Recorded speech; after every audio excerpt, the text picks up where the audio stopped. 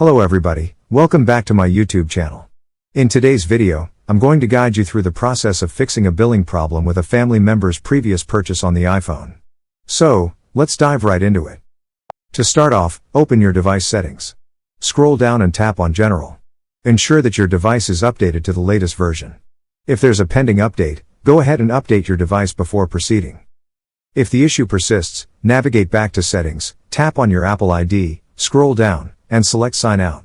After signing out, power off your device for at least 60 seconds, then power it back on. Sign into your Apple ID again and check if the problem is resolved. Now tap on Media and Purchases.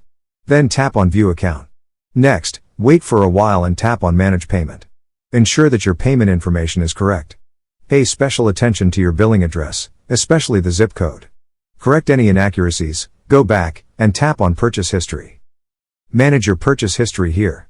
If there are any pending purchases, either pay for them or remove them. Go back. Then, tap on Country Origin.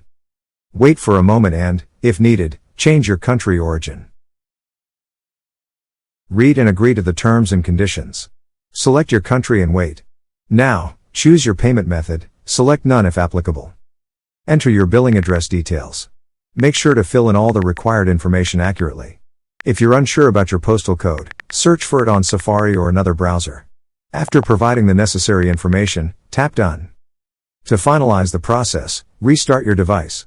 After the restart, your billing problem should hopefully be resolved. And there you have it, folks.